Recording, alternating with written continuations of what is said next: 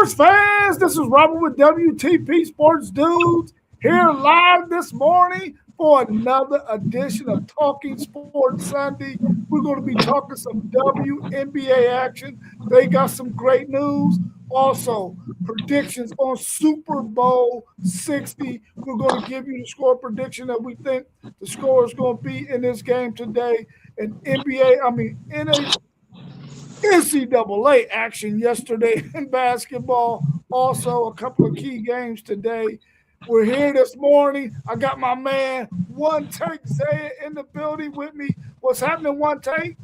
Well, happening with it, man. Not much, Ain't man. nothing to it. Ain't nothing to it. We back at it. You had to move that snow today? No, I did everything on Friday. I was good. I was ahead of the game. You know what I mean? Good. All right, cool. Good to see you here this morning. We also got our man Post Game of the Post Game 86 podcast in the building with us this morning. How you feeling, Post Game? Hey, how y'all doing this morning, man? Good. Doing great, bro. Doing great. Good to see you here this morning. Y'all, the WNBA got some fantastic news. Let's jump right into that. The WNBA reached a collective bargaining agreement. Teams will have a $5 million salary cap. Will we see a $1 million a year player in the WNBA?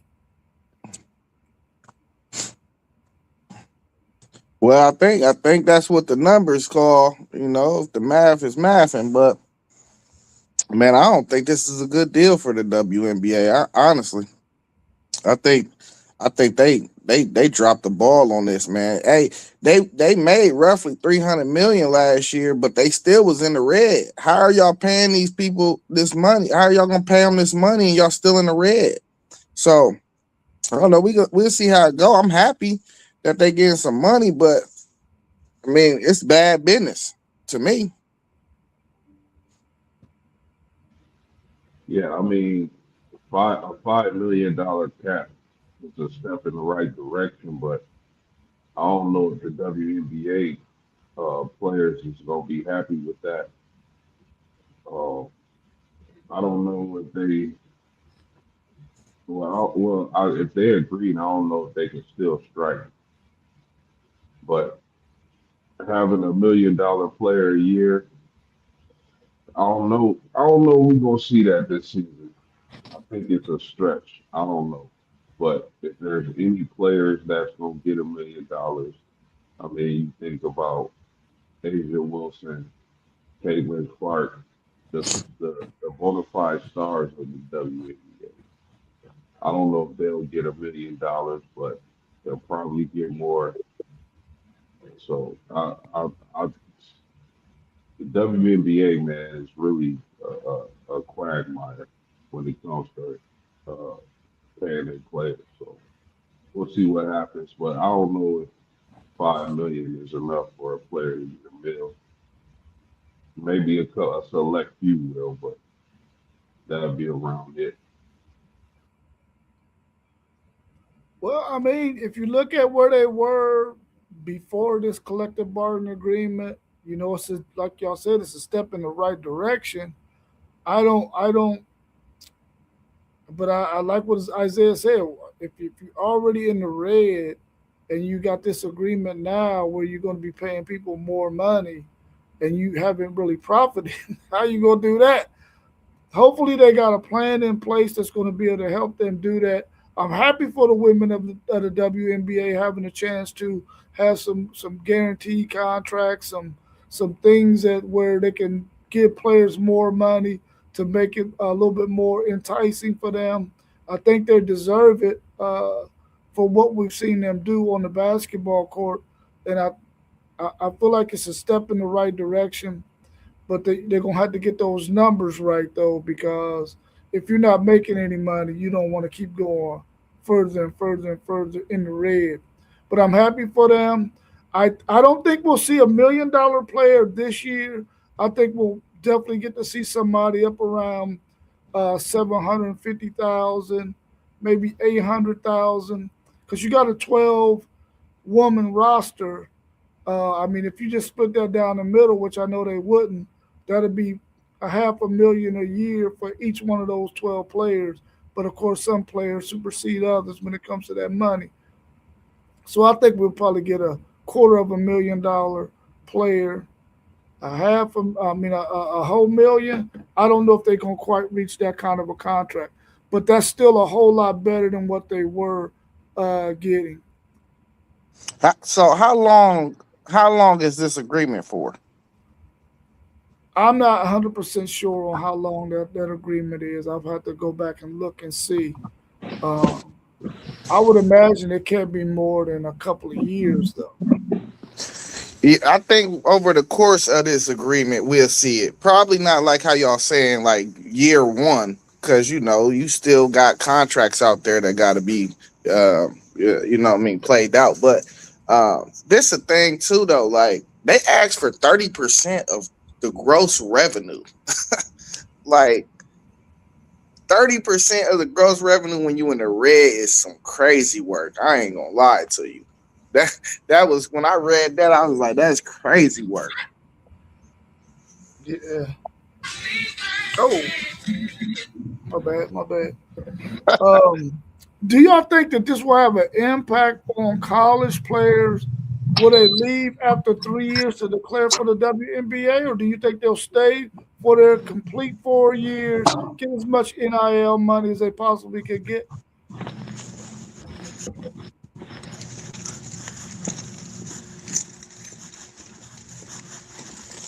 Uh, I'm not sure about that, and the reason being is the NIL. The NIL money seems to be good for the players in college. I don't think there's a rush for the women to enter the WNBA, especially if they're not getting $1 million contracts. Now, if they was getting $1 million contracts, then I think we will see college players leaving after 3 years. But since they're not, I mean, they life is good in college. They just most of them are the stars of their teams. They're getting big NIL deals to play at these schools. So it's like, what's the rush? If they not getting the type of money that they want in the WNBA. We've seen it in the past few years where players are staying. They projected to be top five picks, but they want to stay. They not entering the draft and staying because the money is good. So it's like, what's the rush to go to the WNBA when I'm making the type of money I want to make in the college? So I don't think it will.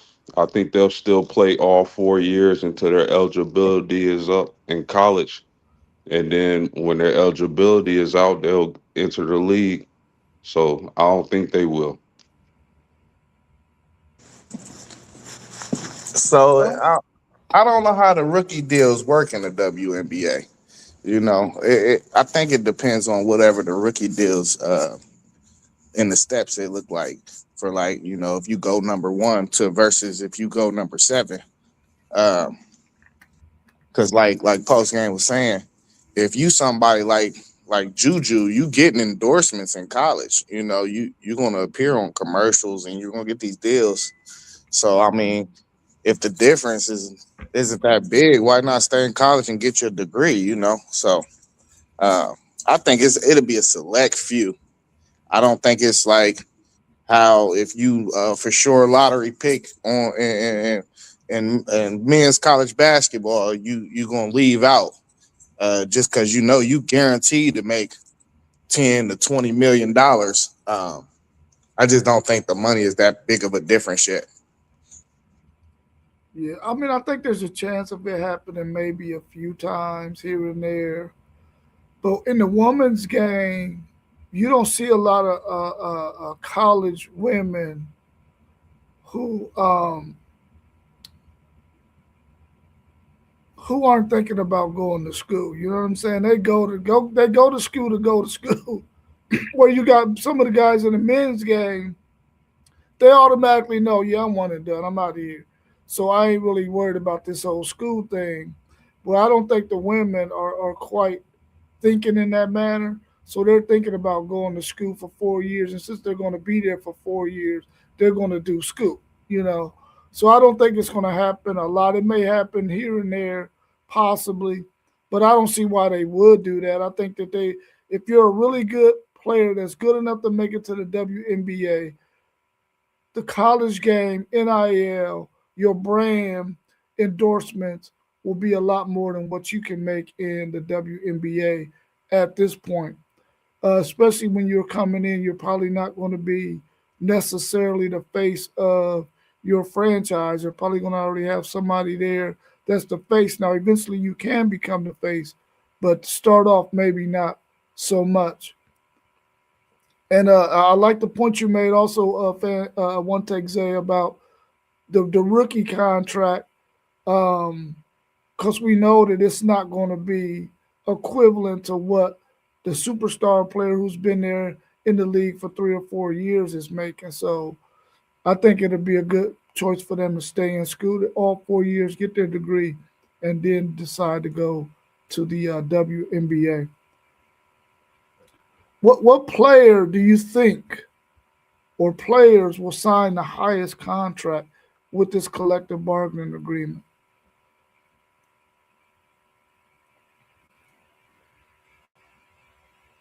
Oh You muted. snaps!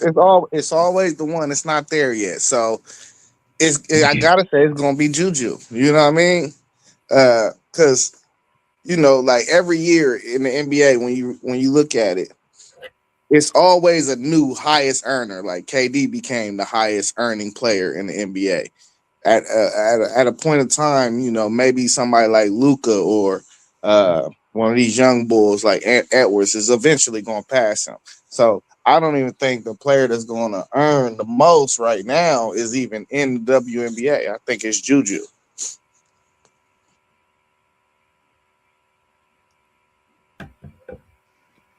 Yeah, that may be the case.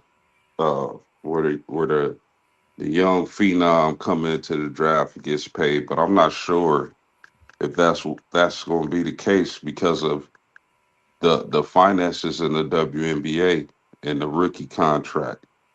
I mean, I think it's going to be players like Asia Wilson, Nafisha Collier, Caitlin Clark,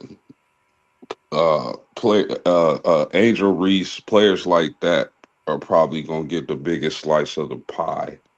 Because I'm not sure if the collective bargaining agreement um, is going to allow for the rookies to make the biggest or get the biggest piece of the pie when it comes to finances in the WNBA.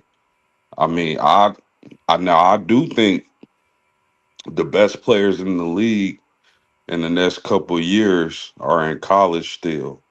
When you think about a Juju Watkins, a Hannah Hidalgo, you know, Cambridge from Ohio State, Audie Crooks, these players are going. Olivia Miles, these players is. I think these players are going to be the future, and the future is very bright when it comes to the talent of the women's basketball game. But I don't know if their finances allows for that to happen.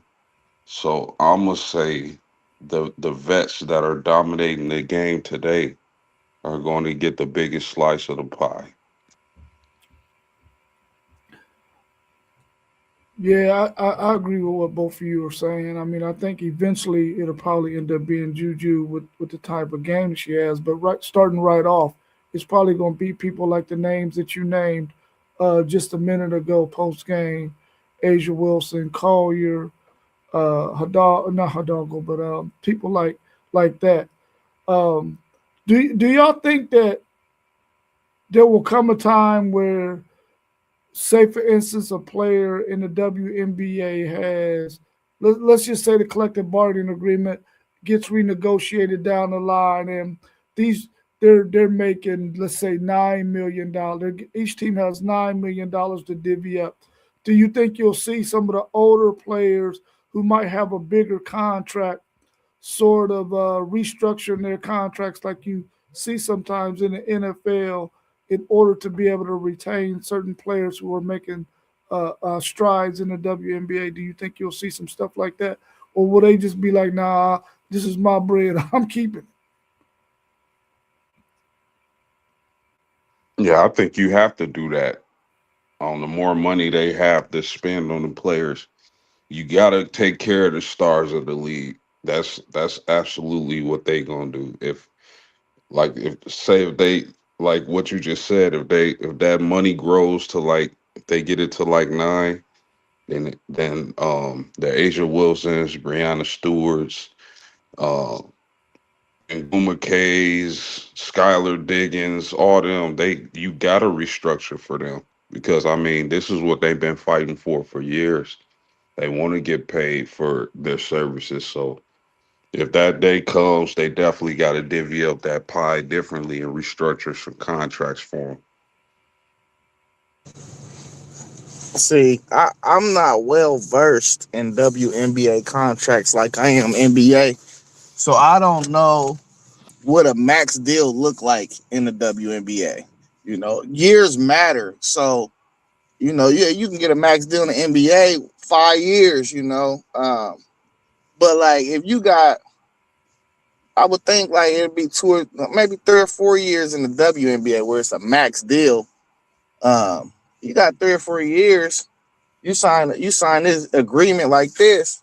I don't think they will reconstruct contracts just because like whenever you do a re-up, it's gonna be language in it. It gotta be language in it. Like for instance, like you make an all-star game, then you're eligible, or all NBA or all WNBA if you're eligible for a super max now. So like the money that they get when they sign their new contract is going to be it's going to be substantially more than anything that anybody in the league getting anyway. So like why would they restructure it, in my opinion? Like why would they restructure it right then and there when these deals they're not long deals anyway? Probably they're probably like 3 year deals for real. You know what I'm saying? I know they're not doing 5 year deals in the WNBA. They're doing probably like 3 year deals.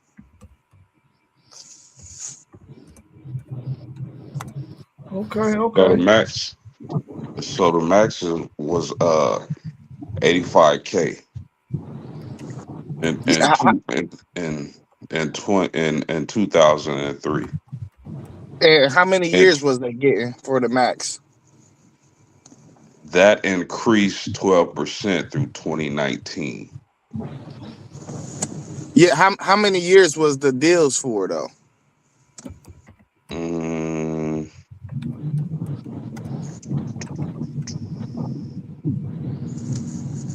I don't know how many years they were getting. So let me see here.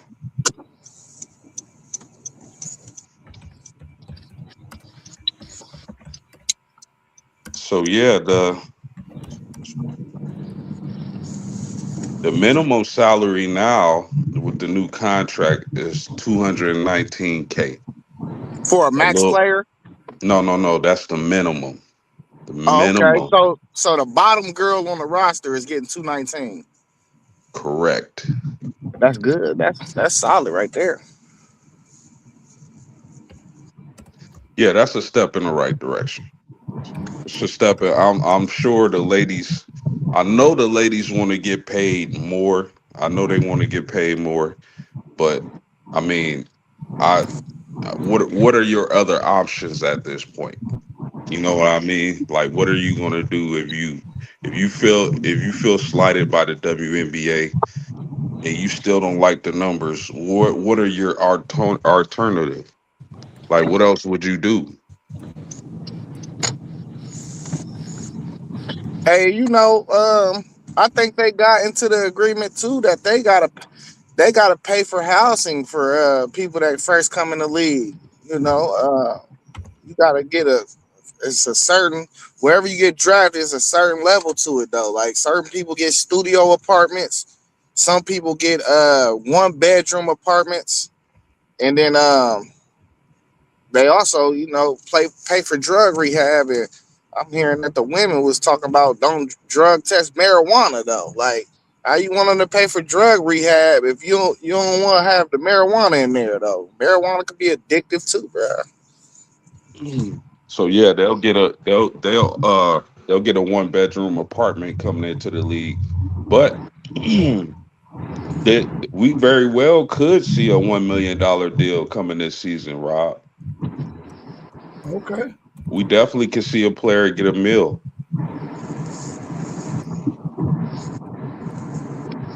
I hope so. You think it's gonna be somebody that's like contract that expired this year though already? Like somebody that got to do a contract right now?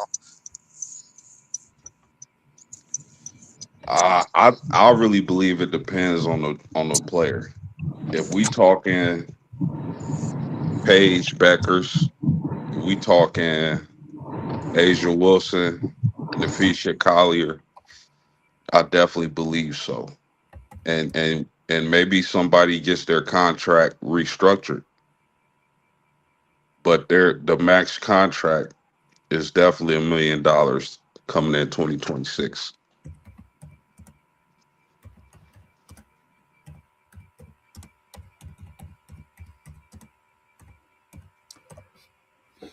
I wonder if they're going to. Okay, now we got this collective bargaining agreement. Are they going to start restructuring people's deals like right now?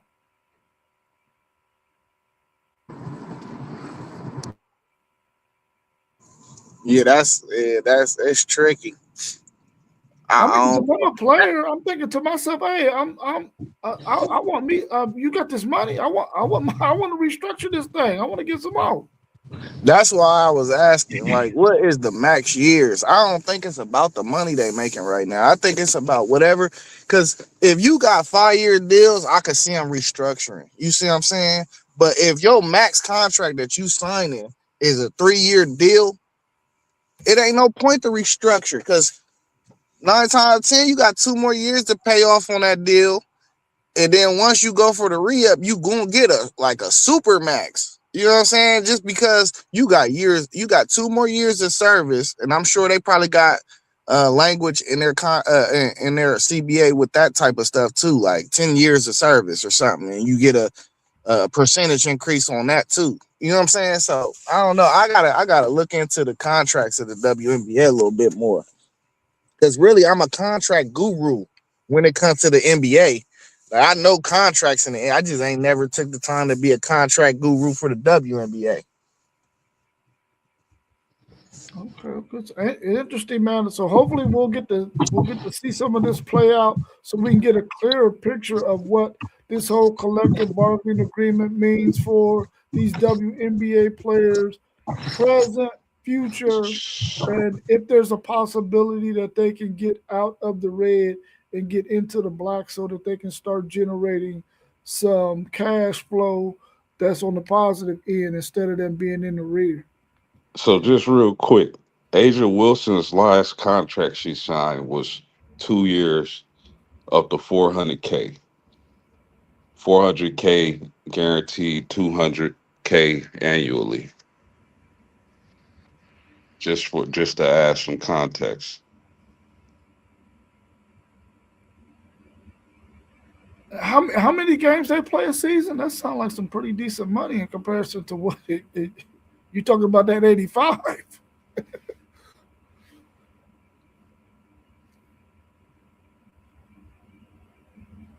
Do either you know how many games they play? What is it like? I think it's like 30 something, ain't it?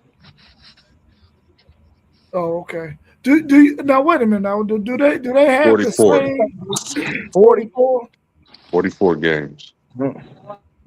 Do they have the same luxury tax like the NFL and the NBA and them have, where they have to pay all this you know how they have to pay all these taxes every city that they go into, and they usually only come away with half of their bread. Is that the same with the WNBA? I'm not sure on that, but I would think not. I don't. Man, I couldn't tell you. I couldn't tell you that. Okay. All right, well, let's move on to yesterday's basketball action in college basketball. We had number four Duke. They go down on the buzzer beater to North Carolina 71-68. How amazing was this rivalry game?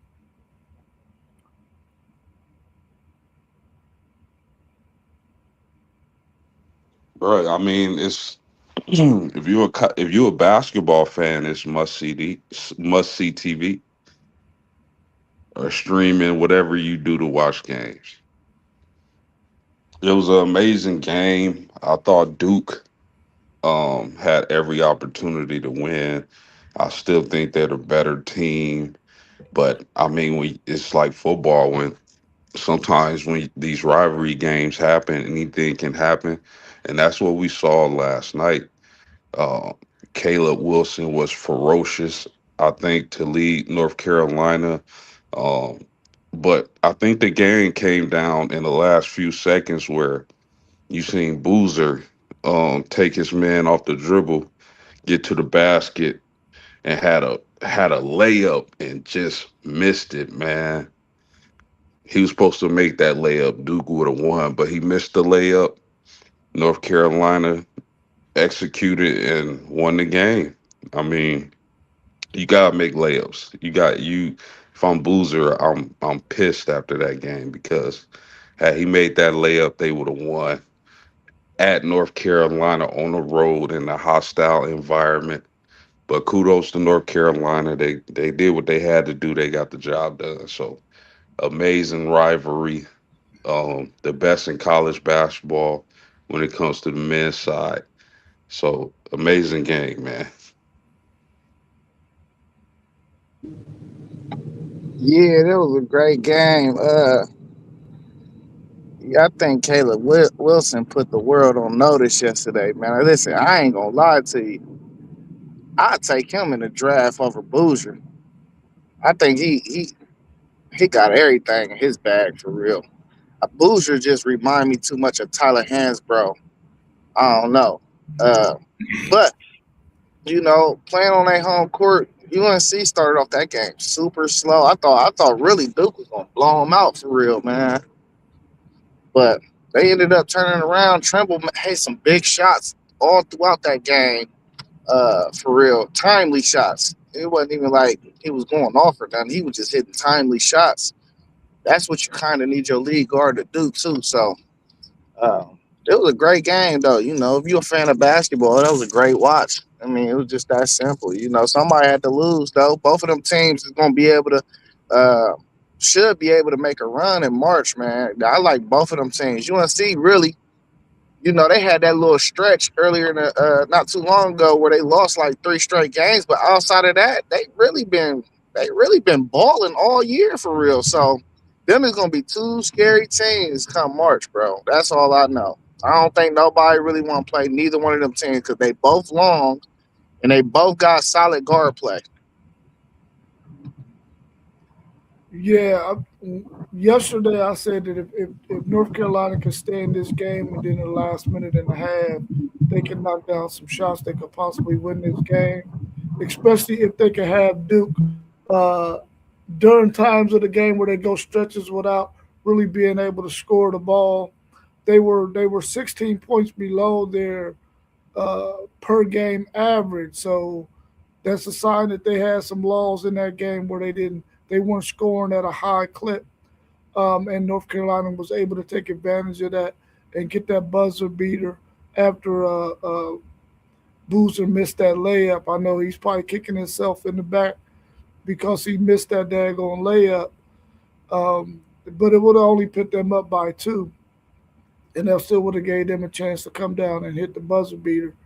Uh, But I think that was a really good game, man. A really good contest that you want to see out of a rivalry game between Duke and North Carolina, where it comes down to the wire like that, where you get to sit on the edge of your seat in a nail biter to see who's gonna pull out the victory.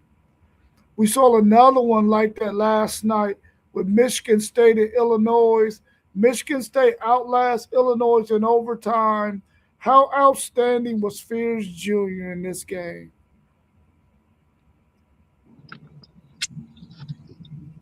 Yeah, man, he was balling, bruh. Just all around point guard play, just balling. Hey, I listen. Going into March Madness, I know we got a whole another like whole month for real still, down there, or half a month for real. But I got Michigan State winning it all. I ain't gonna lie to you. Like they got everything you need. They tough. They play defense. They got a point guard that can control the game. You know, they got shooters. They got everything you need, bro. This is a classic Izzo team to me, and I think, yeah, I know Arizona's the big boy out here. Um, I think if they could avoid Arizona though, for real, man, I really like them. Like I think that's a team that could really go and win it all for real. Yeah, well, yesterday's stream, I picked Michigan State, and Jeremy Fears is just a monster. Let's just call it what it is. 26 points, 15 assists. And it was a really impressive victory because this Illinois team, I feel like they're just as good as anybody as well. I mean, Wagler is a absolute stud. You got Stojakovic's son dropping 17, Merkovich dropping 18. Um, and the thing I like about Illinois is their offense, like the versatility of their offense. Their bigs can shoot, their bigs can dribble. You got shooters everywhere, but I mean, Michigan State, like one take was saying, is going to be a tough out for anybody in the entire nation. So, I mean, Fierce is impressive. We seen what he can do yesterday, and I'm looking forward to seeing this Michigan State team in the NCAA tournament. That was a really physical and grueling and aggressive game by both of those teams. And I think down the stretch, that might have been the difference for Michigan State. The fact that that's the style of play that they want to play, and they still had their quickness. Where Illinois was a little slow with their foot movement, especially on defense. On offense, they can get in their half court game and sort of take advantage of you with their size and with their ability to have so many big guys who can handle the ball and can pass really, really well. I think down the stretch, it kind of the referees kind of pissed me off though when they missed them two fouls on Michigan State, man, and they didn't give them to Illinois, and that really helped them open up. But that's probably me talking like a homer though, to being an Illinois fan.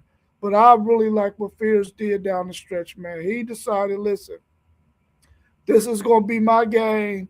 I'm going to be the one that's going to hold this ball in my hand, and I'm going to be the one that's going to get to this free throw line. I'm going to be the one that's going to get in the lane and take these shots. And he put that team on his back down the stretch, especially in that overtime. And he did what he needed to do, man. I was really, really impressed with his game. I really, really like him now. I know they've been giving him a little bit of flack about that, what happened with that Minnesota player, and then even in this game when they was trying to say he stuck his foot out. I don't think that's what he was doing. I think anytime you playing the game of basketball, you're trying to help your team. So you're gonna move in ways that you're gonna try to help your team get a bucket here and there. So I really like what he did, man. I'm impressed with his game, and I think going down the stretch, man, if they can get Jones, who was he played extremely good defense on Wagler yesterday. I think he was maybe 2 for 15, 16 from the field yesterday. If Jones can round into shape and keep on getting better and better each game, along with their high flyer, I think that's Carr. Is that the high flyer number 55? Is that his last name? For Illinois, No, no, for Michigan State. you talking about Cohen Carr? Yeah, is that number 55 the dude who got the hops? Yeah, I believe so. Yeah. This Michigan State team down the stretch, if they can continue those guys can continue to get better, man, and their bench continue to play well, and their bigs can continue to play well, they're going to be really tough, like you and FanDuel. One take Zaya said, I really like this Michigan State team, man, because they are aggressive, they are gritty, and they got a true point guard who can make things happen for them. I really like that team. I like Illinois too. I just think Illinois was probably going to run into somebody who's maybe a little bit too fast for them, and that's going to get them some issues because their footwork is kind of slow, kind of slow. I think we got our man SEC Sean coming in with us this morning. How you feeling this morning, SEC Sean? Good, good, good, good. I mean, I see you all shaved up. oh yeah, had a meeting the other day at work, so had Okay, to okay. had to get some cleanliness cleaned up a little bit. I stinks because my face is getting cold again now. What did y'all think about number 8, Houston, who controlled the game and defeats BYU 77-66 in BYU? What's your thoughts on that game? I mean, Big 12 basketball, fellas, it's been very good this year. I mean, elite this year. Um, I think Houston is a really good team. If y'all recall, I picked them to win the NCAA tournament last year. I thought they had a really good shot at it, and they did end up having a really good shot at it. But I mean, just great guard play at Houston, man. You got Sharp, Flemings, Uzan. Those guys can fill up a stat sheet. Oh, the Big 12 is tough. BYU, I don't. I'm like I knew Devonsa would have some size advantage and be able to score like yesterday, which he did. He ended up with 28 points, but I don't know if BYU is that good, man. If you look at their schedule, they've lost to the juggernauts of the Big 12. So them making a deep NCAA run this season, I'm not sure they'll be able to do that. But it was a great game, man. Houston, again, man, great guard play, great coaching. They're going to be a force in the NCAA tournament once again. The BYU, I'm not so sure of, fellas.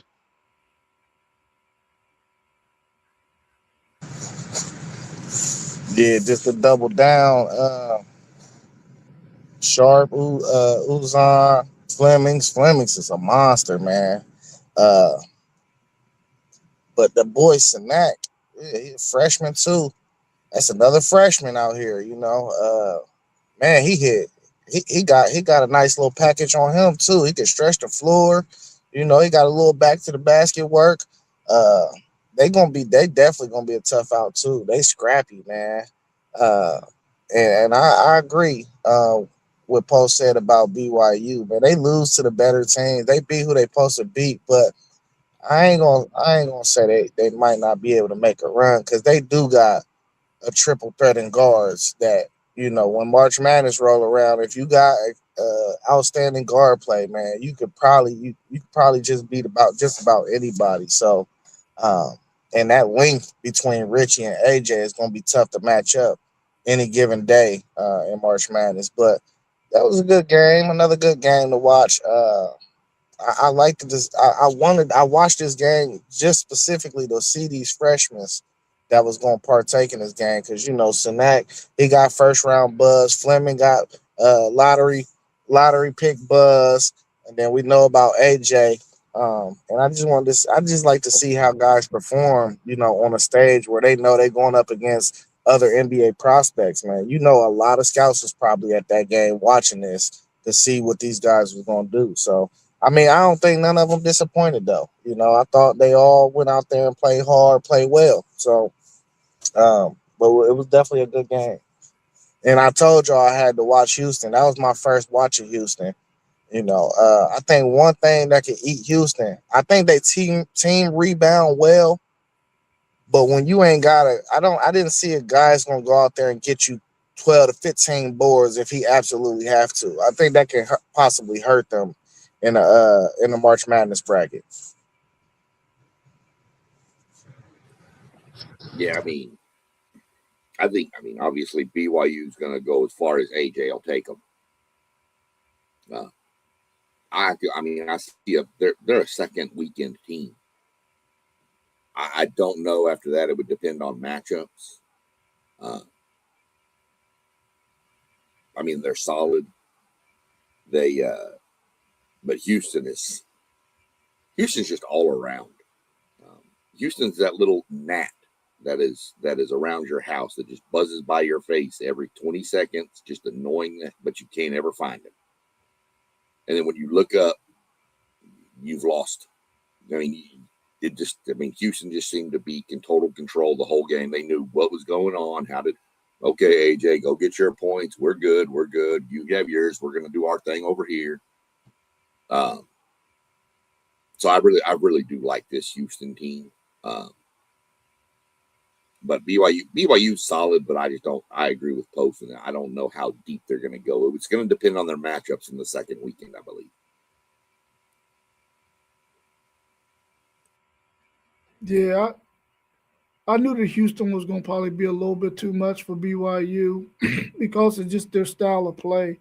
And like one take said, I don't think that BYU has the other pieces around AJ that's going to allow them to win some of these bigger games against some of these better opponents. He's going to always fare pretty well, but he needs some other guys around him that's going to make some things happen. And I don't think they're going to have it. I think they're going to win one game probably in the tournament, and that might be it. But of course, like y'all said, it depends on who they match up with in that second weekend. Could they possibly get another win? Could he possibly take them and get another win? I don't know if that's going to be the case. Um, but I really do like this Houston team and the way Sampson coached them. They're a really nice team. I think they're definitely could make the Elite Eight, and we're probably going to see them make a nice little run in the tournament as well. Today we got a matchup between number two Michigan travels to Columbus to play Ohio State. Can Ohio State beat their rival today? Is there something Ohio State can take advantage of in this game today? Home crowd to beat number two Michigan. I don't. I don't think so. Um, I think Michigan is just a really good, well-rounded team. I haven't watched a lot of Ohio State this year, so I can't really speak. I know they got that one little dude, Thornton, I think is his name. Um, but I think Michigan is too well-rounded and can beat you in just different ways. I think Michigan. Again, I haven't watched enough Ohio State to say a whole lot about this game, but I'd lean Michigan pretty good in this game. Yeah, I agree. I know it's a rivalry game, but um, I believe Michigan is the second best team in the nation outside of Arizona. I think Lindenborg is going to have a game today. Um, you also got Burnett down there. So, I mean, what's the guy name you just mentioned? SEC for Ohio State. Thornton. Thornton can get hot. He definitely can score and knock down some threes, but I don't think Ohio State has enough right now to compete against this Michigan team, who I believe again is the second best team in the nation. So give me Ohio State today. Okay. I'm I sorry, think give me that Michigan today. oh, you're My Michigan. bad. I was like, the number two team in the nation's going to go down today. What are we doing? Okay. I I, think I think the other the guard other that guard that we got an echo in there. Okay, there we go. I think the other guard that Ohio State had, I think his name is Mobley, maybe. If he can stay out of foul trouble, spread the court for some of the slashers that Ohio State has, and can take some pressure off of their big, who could probably get some long rebounds, some second chances. Ohio State can probably be in this game. They got to play solid defense though on the other end. I think Ohio State can keep it close for maybe the first half, maybe the beginning of the second half. But I think Michigan's ability to score the ball might be the difference in this game, and they can pull away from Ohio State late in that second half. I'm taking Michigan to win it, but I do think Ohio State, if they play a really really good game and they can stretch the court to where their slashers can get to the rim, create some issues for Michigan, get them in foul trouble. Ohio State can possibly pull off this upset, but I'm taking Michigan to win it. Yeah, I think we're gonna compete, man. We gotta just keep building talent in this Diebler era. Uh, we played them real well and tough on their floor about a week or two ago. We ain't got all the talent we need on that roster yet, though. Maybe if you get two crazy games between Junie and Bruce, maybe we could do something. But I don't like Diebler's game plan. Like I know you got an old man with an old man game and Bruce Thornton that point guard and Junie is one of the better shooters in college basketball. But I don't think we throw it down to the post enough to Tilly and to Bynum, man. I be thinking they be needing more touches because when they touch the ball, good things happen. But we got a top 15 prospect coming in, Anthony Thompson next year, 6'9" lefty, play the wing. He just got to keep on building the talent, stay with the program. But we need this win if we gonna play if we're gonna make the tournament. This is really a must win situation for us because we need some tier 1 wins and we need them now. Uh, and that's just the fact about it is, if we don't get this win, I think our chances of making the NCAA tournament drops exponentially. Yeah, I really like buying them, man. I really like buying them. I think once he gets his game going and he gets another year up under his belt, next year he can be really really. He's gonna be really really tough. I really like him. And if Dalen Swain would have went to Ohio State, they might be a totally different ball club. But I was telling you that, man. I was like, man, he would have set our team off, man. He Yeah, would they have. would. We'd be a top 15 team if we had him. That's a fact. That's a fact. We also got number one Arizona traveling to Kansas to play the Jayhawks. Rock Chalk Jayhawks. How exciting is this matchup? I'm I'm ecstatic. ecstatic. Uh, Big 12 basketball, man. Kansas and Arizona. As y'all know, man, the first game of the season, I told Moss after watching this team, I said this is the best team in the country. And that's held true up to this point. I just like what they got, man. And I mean, 10-0 in Big 12 play. Arizona is a really good defensive team, going against probably the best scoring guard in college basketball in Peterson. So this is a really intriguing matchup, man, and I'm looking forward to it. Uh, I mean, you talk about Braden Burries and Bradley at the guard spots for Arizona. That's going to be a great watch to watch them match up against Kansas's guard, Trey White, Darren Peterson. This is, if you like basketball, this is a must see game, and I'm happy it's a big Monday game. The Jayhawks are 8-2 in their last 10. The Wildcats obviously 10-0. So I think it's going to come down to guard play, which guards can outduel each other. Uh, so can we see Darren Peterson with one of them magical nights, man, where he drops 30 plus and leads Kansas to a big upset victory? I I think he'll have a good game, but I just think Arizona has too much, man. They can beat you in too many ways. Really good rebounding team, maybe the best rebounding team in the country. So I'm gonna give Arizona the slight edge in this game, but I think it's gonna be a really good one, man. It's gonna be close up into the last few minutes. Give me the Wildcats.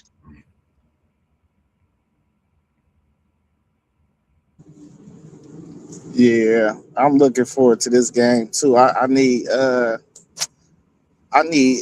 Darian to go ahead and stamp his name as the number one pick in this, man. Hey, it's just something about the possibility of a Ohio kid going number one for me.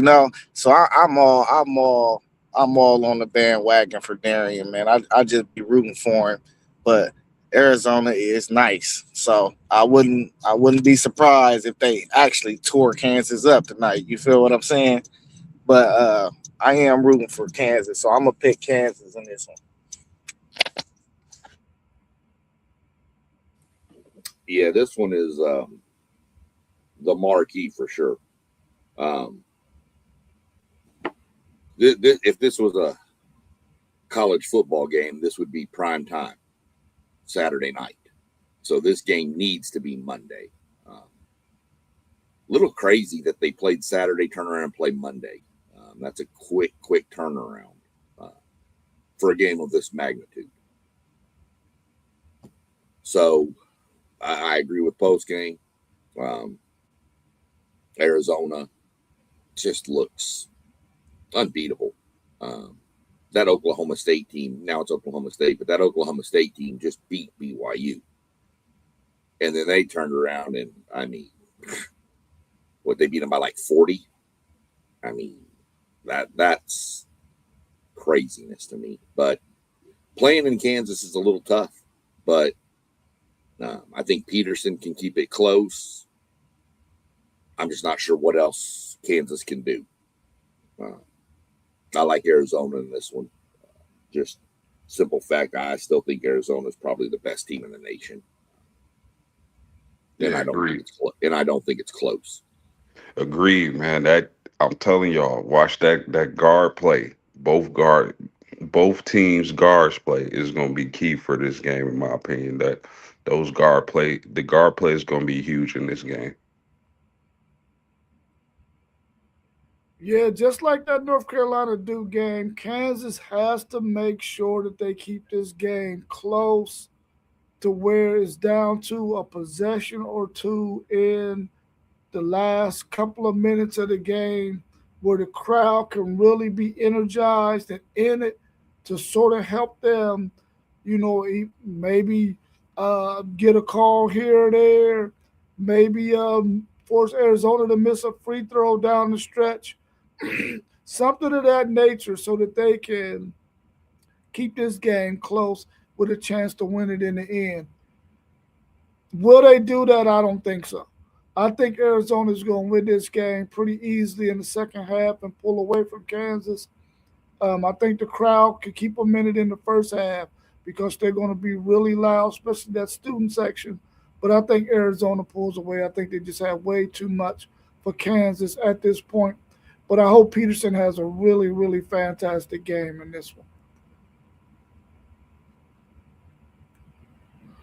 What's your score prediction for the Super Bowl 60? And what are you most looking for from both teams in today's matchup? To be honest, not looking for really anything from either team. Just want it to be a good game. Just hard to read. I'm gonna go 28-21 Seattle. But you know, if I had to pick something, what I'm looking for from both teams, I'm just going to watch the quarterback play. Which quarterback doesn't make the mistakes with the two younger type quarterbacks in this game? That's to me going to be your telling point. So that's what I'm going to look for. I think both teams can run the ball or want to run the ball, uh, but I'm going to see which quarterback handles the pressure the best. Yeah, man, I agree with that. I mean, first of all, I hate New England. Being a Indianapolis Colts fan, I can't stand the Patriots, but I gotta keep it funky. Um, I kind of feel like too many people are saying Seattle's going to run away with this game, and sometimes when that happens, the the other team wins. This it may not be the case, but after the last few days of thinking about this game, I do think it's going to come down to quarterback play and which team makes the least mistakes. Um, I can see Sam Darnold if they're not able to establish the run with Kenneth Walker. I can see him forcing the ball and creating turnovers for New England, or New England creating turnovers. So I mean, it's tough, man. It is hard to gauge. Um, but I'm gonna go with the upset, man. I'm gonna give the ever so slight edge to the New England Patriots. Um, Again, I talked about New England letting Gonzalez shadow JSN, and I think they got to do that because if they don't, I think JSN can just rip their defense apart.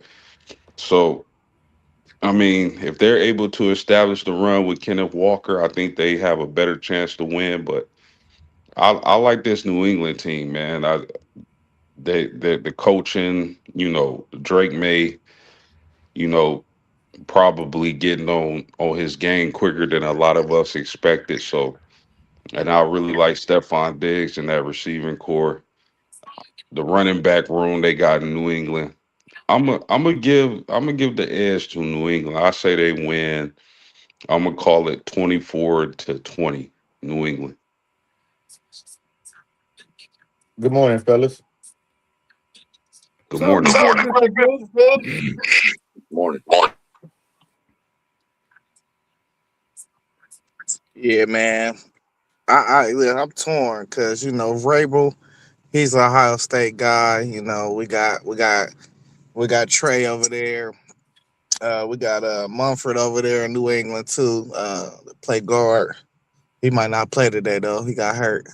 And then we got Jackson on the other side, who just received the NFL Offensive Player of the Year award. So, I mean, I think Seattle is going to win, but I really didn't want to pick a winner at all, just because I want to see all my guys win. You feel me? But it's some on both sides. So, um, just knowing though what's on hand, I just think the the running back room for Seattle is a tad bit better, and I think that defense is way better than the Patriots defense. So I gotta go with Seattle. The quarterbacks. Um, Everybody know I'm not a big Sam Darnold fan, man. It kind of like throw up coming out of my mouth when I say he been balling and doing all this other stuff, because everybody know how I feel about Sam Darnold. But he done proved me wrong this year, so I got to give him credit. Now I think Drake May had a better year. I think in order for the Patriots to win, I think Drake May is gonna have to have one of his best games of the year, and that's the only way I can honestly see them winning.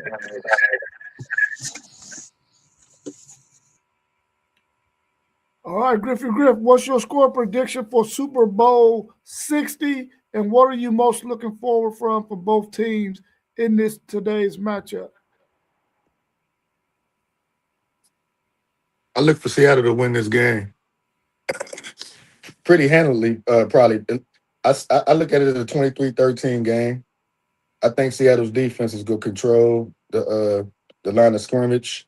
I don't see Stevenson or Henderson really doing too much to help Drake May out in a way that's going to be conducive to them to winning the game. I just don't see it. Even though I'm a big Henderson fan, he hasn't been getting too many carries in the playoffs. But I just don't see them running the ball on Seattle. And Drake May, in his second year, he's turnover prone, and I see Seattle turning him over a couple times to take advantage of to take control of this game and win it 23-13 is my score. Yeah, I think this game is going to be. I really don't see the Patriots scoring more than 10 points, but I'm going to give them 17. I'm going 27-17 Seattle. I'm really looking forward to see if Seattle on special teams can make some plays? Can they flip the field with Dixon's legs? And can that punt returner, kick returner, can he put them in good field position with one of those kick returns or one of those punt returns in this game? And also for the Patriots, I want to see how well Drake May handles this defense. Is he going to be able to make some plays here and there, maybe extend some plays for a guy to come open late in some of the pass routes that they're going to be running and keeps the Seattle defense of timing off? Is he going to be able to do that? Because he's going to really be the key in this game for the Patriots to even be in it. So I'm anxious to see what he's going to be able to do in this matchup today. Yeah, I think the same thing. It's gonna come down to Drake May. He's gonna definitely have to make some plays with his legs to keep New England in this because I don't think they're gonna be able to hand the ball off to any one of their backs and get a consistent run game out of that. Drake May, he's gonna have to, like you said, make the plays with his legs, extend some plays, see if he can catch some receivers in the routes late. But other than that, I don't see New England being able to consistently move the ball on Seattle enough to win this game. And on top of that, like I said, I look at Seattle turning him over at least 2 times today. But at the same time, Sam Darnold will also be that quarterback to turn the ball over and keep New England in this game. So I don't I don't I don't have Seattle too big. The 23-13 score. I see it being close going into the fourth, but Seattle probably kicking that field goal to extend the lead to get that 10-point win. But I look forward to the game being a one-score game for the most part. But I think Seattle taking it pulling away in the fourth and winning this game 23-13. But it's gonna come down to Drake May for New England. He's gonna have to be the one for them to win this game and get the Super Bowl title. Other than that, I see Seattle winning this easily, controlling the game. Who do y'all have as the Super Bowl MVP today? Yeah, I see if they the. get Oh, go go ahead. ahead, Griff. I see JSN or maybe like you said, the special teams with Shaheed catching a few passes and doing a few things on special teams to flip the field for Seattle. I see them two being real strong candidates to get the MVP from my side with Seattle winning the game. I think it's gonna be either one of their receivers, either JSN or Shaheed possibly returning the kick for a touchdown or punt for a touchdown, making a few plays, probably in the trick play department, getting downfield a few times. That's who I see. Either one of the Seattle receivers getting this MVP.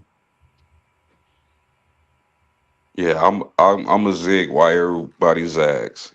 And if this game goes how I expect it to go with New England winning, I'm gonna give it to young Drake May because if they gonna win this game, uh, I agree he's gonna have his best game of the season or at least one of them. So I'm gonna give the Super Bowl MVP to young Drizzy Drake May. Yeah, he the key for New England to win this game today. It's gonna come down to him. If he can keep it clean, no turnovers, extend plays with his legs, get a few runs, make some plays downfield after extending it. Yes, they very well have a chance. But that turnover margin is going to have to be at zero for Drake May for New England to have a chance for me. I'm gonna give the MVP to Zay will like this, but Sam Darnold. Um, I feel you, Zay. I totally feel you about wanting to throw up when you mention that name. I don't do it with Sam Darnold, but I do it with that upper left corner guy up there, with that team he roots for. That makes my mouth do the same thing. So um, it's going. Hold on a second here, guys.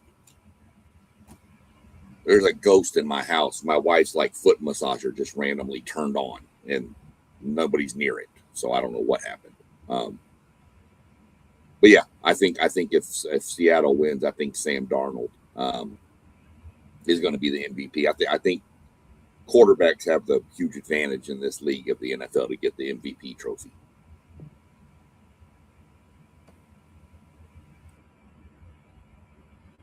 Yeah, I think if Jackson Smith and Jigba gets off, I think it's going to be more. I think they're going to give it to Sam Darnold if he gets off, even though he can put up some numbers and possibly be the MVP. I think they would lean more towards the quarterback getting it if he's getting those numbers because he's the pass thrower. So more so than the pass catcher getting it. But I think it's going to come down to Kenneth Walker. I think he's really been the biggest reason why offensively they've been as successful as they have been in this playoffs. His ability to be able to run the ball, man, uh, and make things happen. I think it's going to be Kenneth Walker today who's going to win the MVP if Seattle wins. But of course, if the Patriots win, it's going to have to be Drake May. It's going to have to be. Agree. One take, Zay, are you there? Okay, he Yeah, might. I'm here. Who you got winning the MVP today? I'm going Jackson, man. Jackson is, he that guy, man. We steadily putting Buckeyes on the map out here. We're gonna cause some ruckus again on the national stage. Quick and easy, huh? Anything else y'all want to add before we wrap up the show? Well, yeah, of course. First off, I'm going to go back and throw a couple things up. I got one statement and then One thing I like to say this: who's seen these two teams coming at the beginning of the season to be in this position they're in right now? I don't think nobody had either one of these teams making the playoffs at the beginning of the season. I know I didn't, Nope, me neither. I think but I anybody. did. I did. I did say at the beginning of the season. I don't know if any of you follow my page on Facebook that Travion Henderson would probably be the rookie of the year offensively, and he had a great year. So I was on that Trey bandwagon from the beginning. I love Trey Henderson as a running back.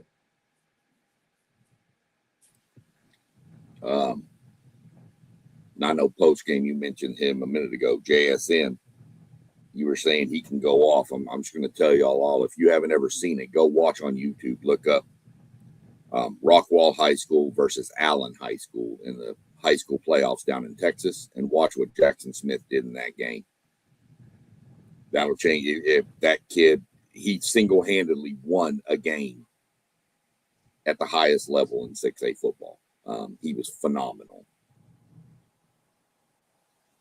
But a question for y'all. Do you, like you were mentioning how post-game, how you hate Indianapolis hate New England being an Indianapolis fan. But yet you're picking them to win the Super Bowl, which I know is kind of rough. Yeah. In like other sports, like say college football, whatever. I know like Zay, of course, being a Big Ten guy, me being an SEC guy. If we can't win the title, we want somebody from our conference to.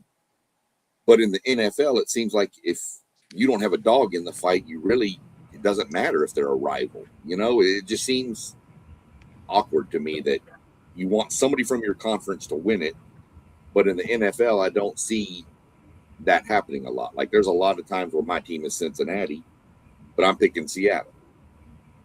So I don't know. It just seems odd to me that it seems like in the lower levels, you want somebody from your conference, but in the upper levels, it's whoever.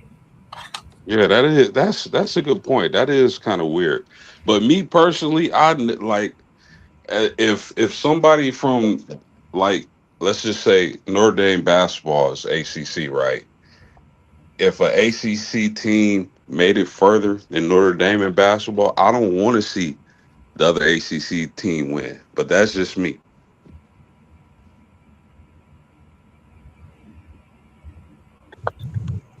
Yeah, well, ever since Rob been in my ear talking all this ish, it's anything but the SEC for me. Anything but the SEC. Come on now, stop it. No, but that's what I'm saying. But Stop it. like, if he can't win the title, you wanted Indiana to win the title, right? Yeah, I'm about to buy that Big Ten trifecta shirt. It got It got the last three Big Ten national championship winners on it. It got the trifecta on it. You know what I mean? Well, I that shouldn't. shirt's not really worth a lot because I've got the SEC one that's got 4 in a row. Okay, we about to be there. We about to be there. Well, It's I'm just about saying. time y'all catch up. It's about One, time y'all catch up. Hey, one but we take, went. Zay, are you going to put an You know X on the Michigan the Michigan national picture? championship. You know that been a down south thing for years. For years, the Big Ten just joining the party, and I'm happy for y'all. I I hear hope you. y'all. I hear I you. hope You y'all know, can continue. I hope y'all continued success moving forward. But as a SEC fan and a Louisiana native and LSU fan, Lane Kiffin go have us in that party for years to come. So I'm not. I'm so happy and excited about that. So we'll see what happens. hey Griffey Griff. Only thing Lane gonna have you in is investigations every year, man. SEC, why you shaking your head like that, man? Don't do us like that. Can't stand Lane Kiffin. Can't stand him. Love the rivalry with my Aggies and LSU. Love it. Can't stand Lane Kiffin. And Zay, right? You're going to be under so much. It's not going to be good. But they got a roster. I ain't gonna lie, the LSU got a roster this year. Got a hell of a Hey, roster. Hey, hey, LSU.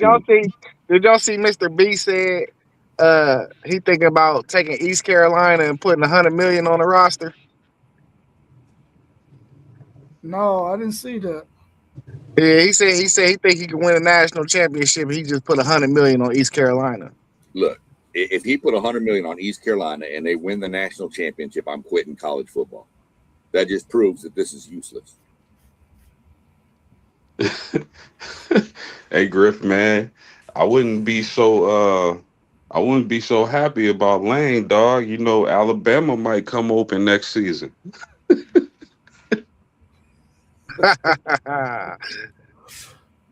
100,000 on East Carolina. I mean, 100 million on East Carolina's roster. Yeah, that's what he was talking about. Hey, with what Indiana just did with their with the resources they had, picking up the veteran players, if East Carolina can some some way somehow find out fill out a roster with $100 million players, it could possibly happen. Yeah, I want to see it happen. I want to see the sport get shooken up. It could possibly happen because if them small schools can get support like that to where they getting 50 million, $100 million rosters, anybody would be able to win the national championship. If Tulane or who was James Madison had $100 million rosters in that playoff this year, they would have advanced with the players. They just got there by winning their conferences. But if they had that backing of all them millions of dollars, them teams would have had a legitimate shot at winning titles. Yeah, I didn't realize I missed that episode where Kurt Signetti went on Shark Tank and begged Mark Cuban to put money into it. So I missed that episode. I have to go try to look that up. Man, that ain't real, man. I watch Shark Tank every night.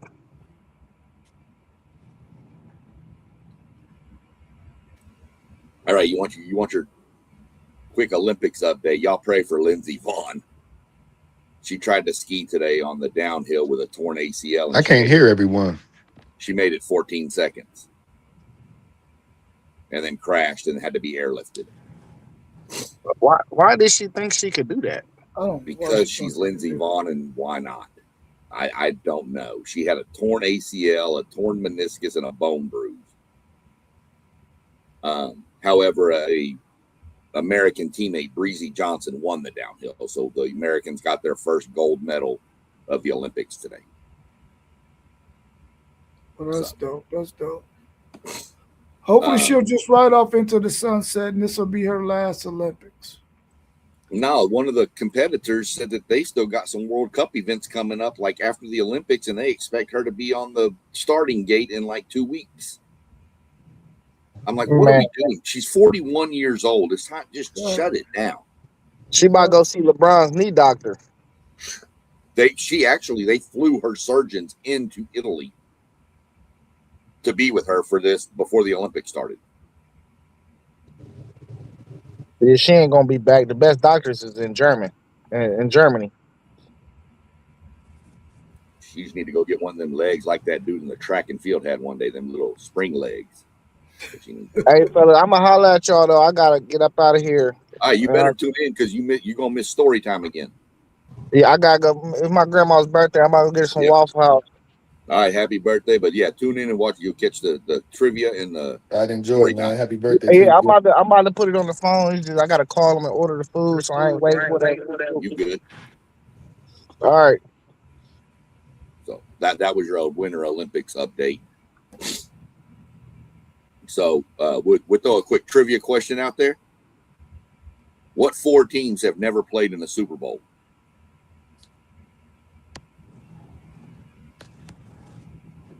The Browns is one, right? The Browns is 1. You got a guess, Griffey?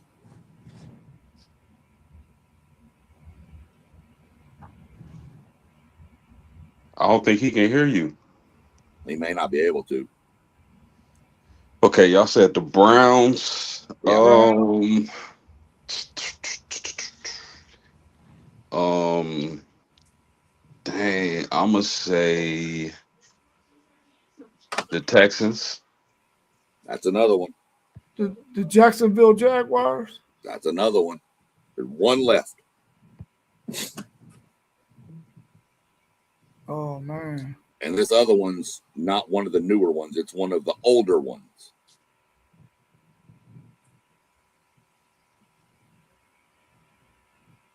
The Chargers? No, look just north of where we are. The Lions. There you go. The Lions. Yeah. One take Zed put it in there. Detroit. Yeah, he did. He threw it in there too, right at the time. So we'll I didn't jump on in the beginning to do this, so we'll throw story time for Sunday because Sunday's story day. This story from a long time ago. I was still living in Texas at the time, but used to go to the barber shop. They used to have those things. So was in there one day, and the barber told me, he said, "Hey, this kid over here is the dumbest kid in the world. Watch. Put $1 in his hand and 50 cents in this hand." And the kid took the 2 quarters. Okay. Got done, whatever. Came back another time, same kid in there. He said, "Watch, I'm going to prove you." Did it again. Kid took the 2 quarters again. I said, "What in the world is wrong with this kid?" Well, I left and walked outside, and all of a sudden this kid's coming out of the ice cream shop. And I said, "Hey, let me ask you a question. Why didn't you take the $1 instead of the 2 quarters?" He said, "Because as soon as I take the $1, the game's over."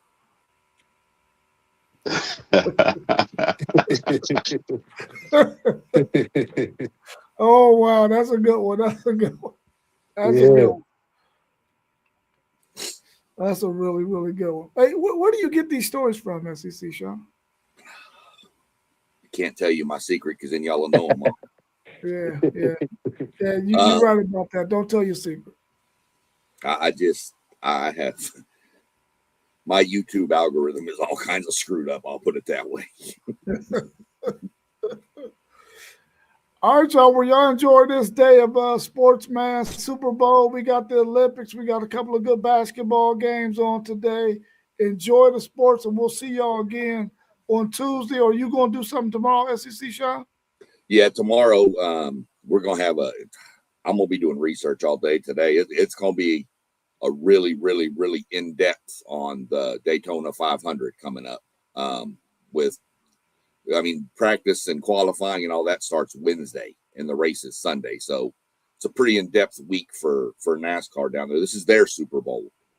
So it's going to be a pretty in-depth show tomorrow. Probably going to try to go around 7:30-ish tomorrow night, 7:15, somewhere in that range. So if y'all are available and want to jump on and ask some questions and whatever, then, that's when we'll be on.